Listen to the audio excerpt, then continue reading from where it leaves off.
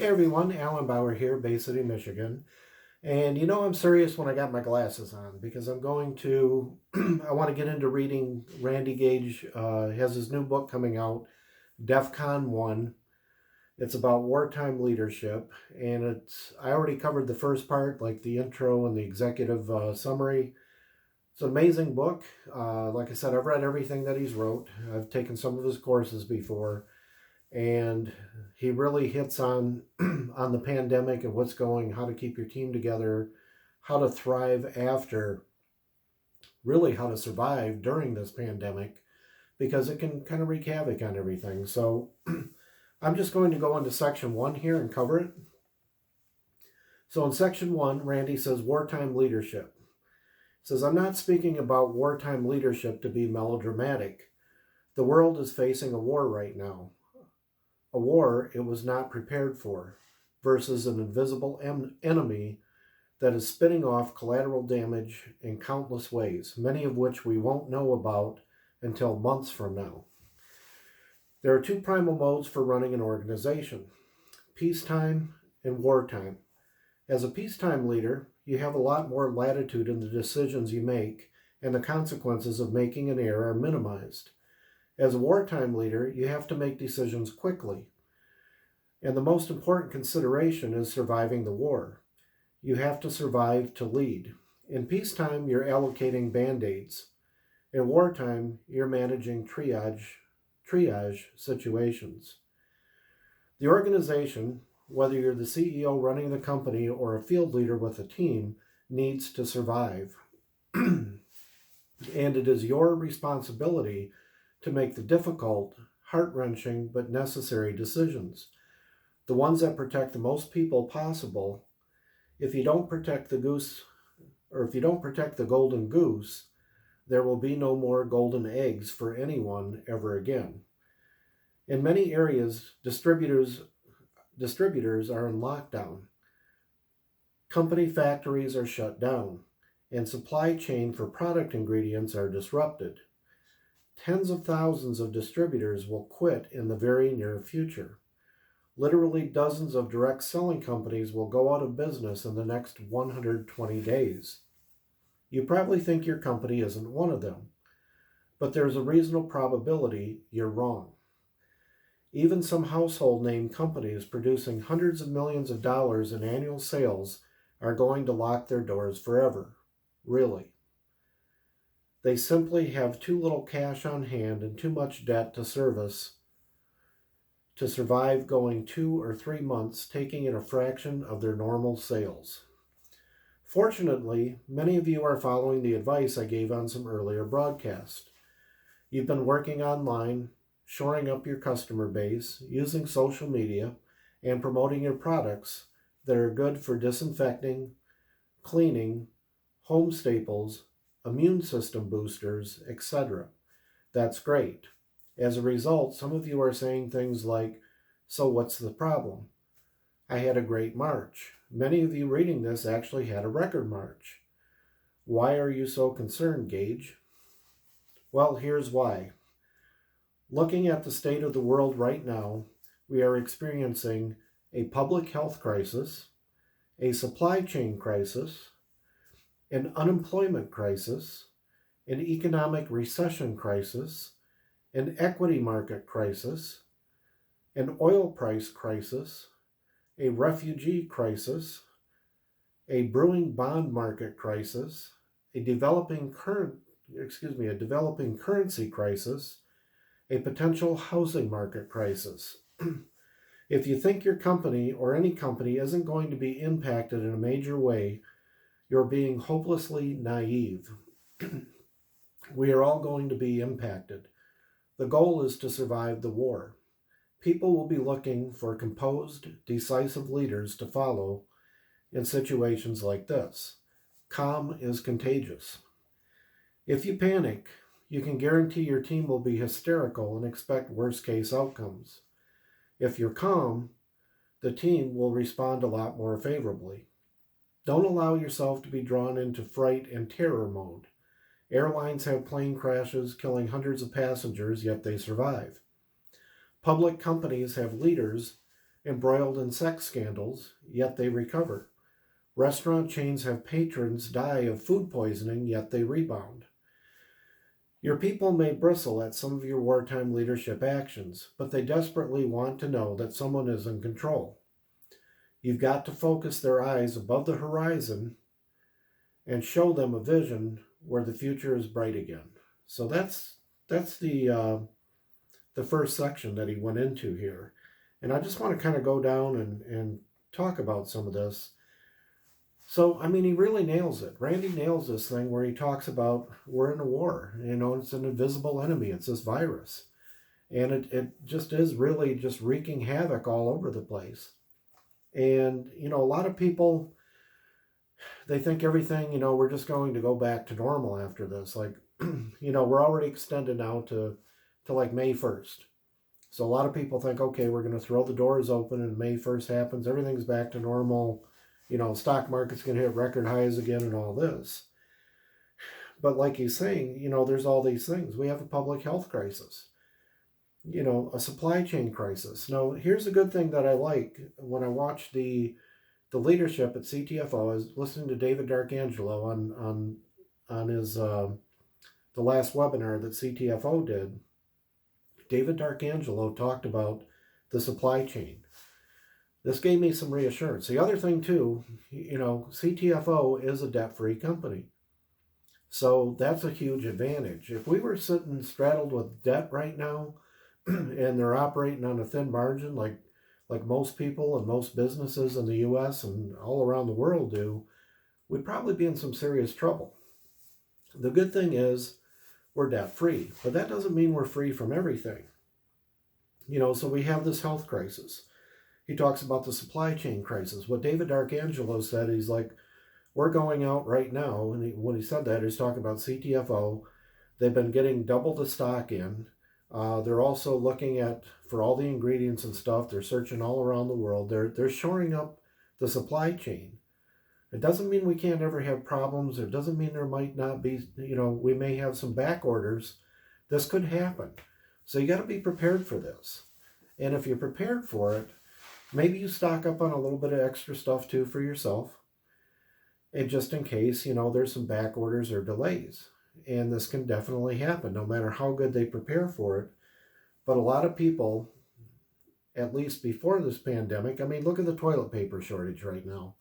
For example, who would have thought, you know, a few months ago, we'd all be searching frantically for toilet paper and you can't find any, even at any cost. It's just nuts. Well, if this happens with toilet paper, it can happen with other supplies that are here too. So just something to keep in mind. An unemployment crisis. How many of you out there have lost your job, or you know somebody that lost your job, or maybe you're furloughed? Well, if you're furloughed, it means, you know, basically you still have a job, but you're not working right now. You can keep your benefits. We plan to bring you back, maybe. So what do people do when they have unemployment? Well, you know, the government said, hey, don't worry. We're going to give you regular unemployment. We're going to throw this extra $600 a week in. But here's the problem. In Michigan here, so many people filed for unemployment, it crashed the system. Some people still can't file. This has been a few weeks. They cannot file unemployment. If you can't file it, they're not going to get you the check. And then the system's backlogged. And nobody's seen a check coming in yet. So, and then they're talking about rolling out these stimulus checks for $1,200. Well, okay, $1,200 is nice. I'd love to have one right now. But fortunately, I have income coming in. If I didn't have any income coming in, I'd be pretty screwed right now. You know, waiting on a $1,200 check, and then they're talking some of these people could wait up to 20 weeks. People need that stuff like now, man, not 20 weeks from now. And even once they get it, how far is that going to take you? So when people lose their jobs, they lose their income, what's the first thing they do? A lot of them stop buying products. And I get it, you know, your main priority is to take care of yourself and your family. If you got credit cards, things like that, you're probably going to stop paying them. You know, and if they call, just say, hey, look, man, I'm sure you heard about the coronavirus. Well, I lost my job. I don't have any income. I don't know when I'm going to be able to pay you. So maybe you can negotiate with them and, kind of get the interest stopped or the penalties stopped. A lot of companies are doing that. Take care of your family first. Make sure you got your food, your water, your medicine, everything you need, all the essentials. That's your number one priority. The great thing about CTFO, we don't have a monthly required auto ship. You can still hang in here for free. You can still go out and maybe find people that do have it, that need our products and services. So that's the good thing about this. And then they talk about an economic recession or an equity market crisis. You see the stock market falling, and I know right now it's been going up, but I've got my stuff on hold.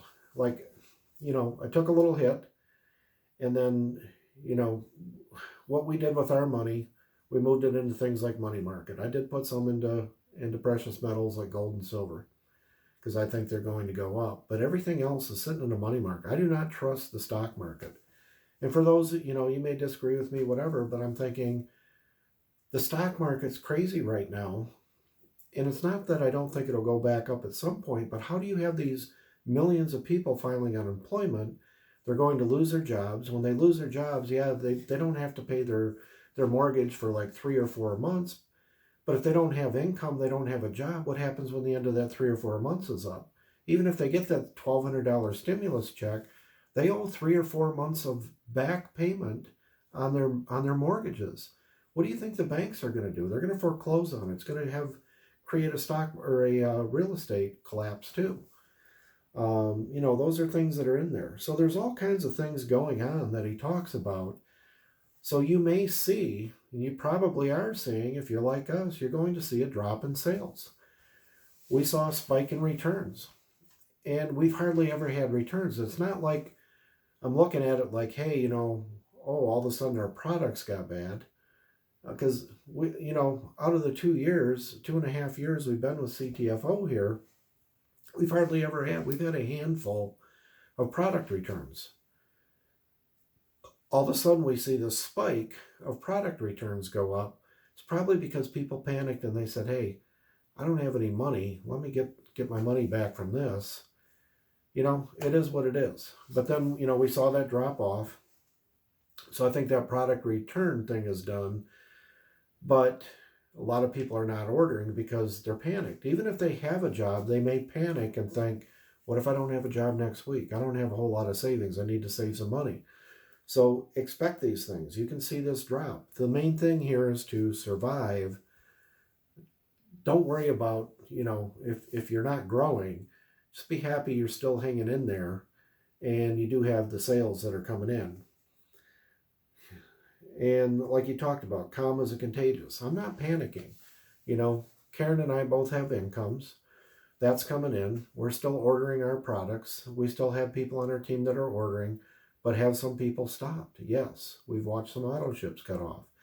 And there's a reason for it. People lose their jobs, their income. Now once these stimulus checks start coming in and everything, the unemployment kicks in, it catches up, things will start to get back to normal again. That's going to keep things going. So you got to be prepared for this. Don't freak out and say, oh my God, my business is crashing, let me jump out. A lot of people are going to do that, not just in our company, but across the board. So people are going to bail out. But the thing is, be calm, stay in it. If you can buy the products, keep going, do it. If you can't afford the products because you don't have any income, you don't have any money, try to find some people that do so you can get some extra money coming in from this. But, because all your personals, even if you don't personally buy anything, you're still going to get paid on your personal directs.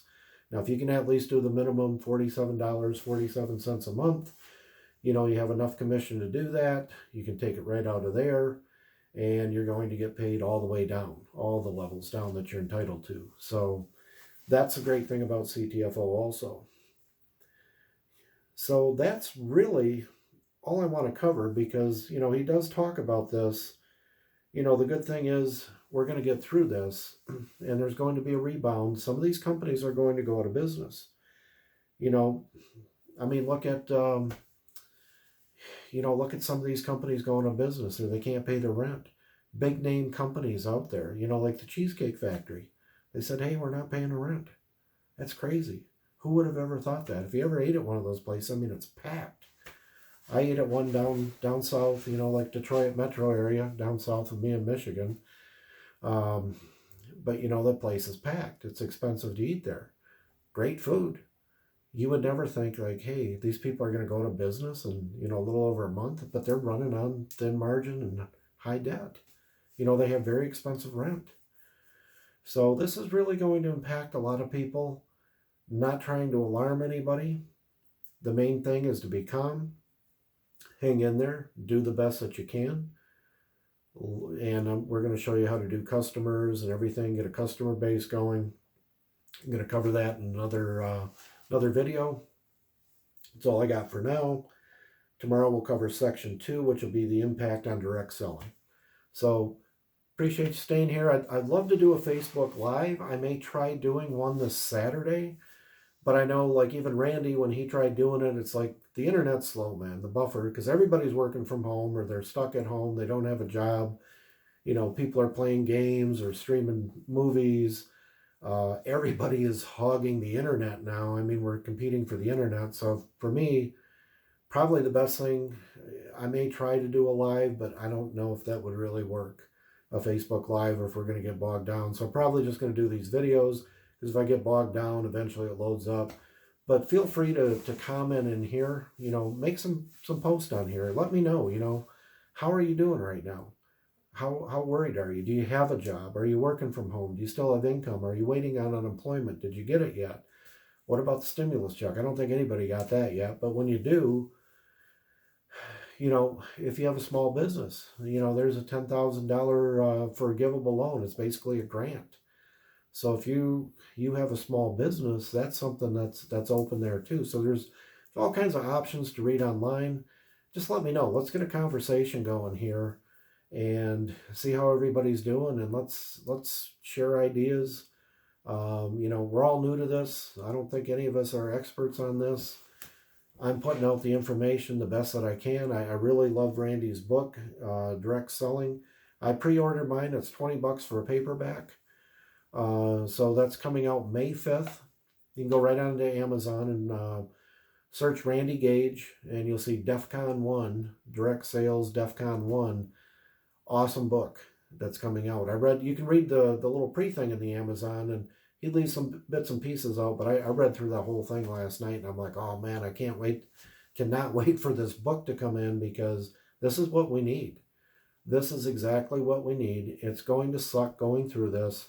But you know what? I've worked in combat zones before, and this is like a combat zone when it comes to our business. Maybe nobody's shooting at you here, but you do have this dangerous virus out there.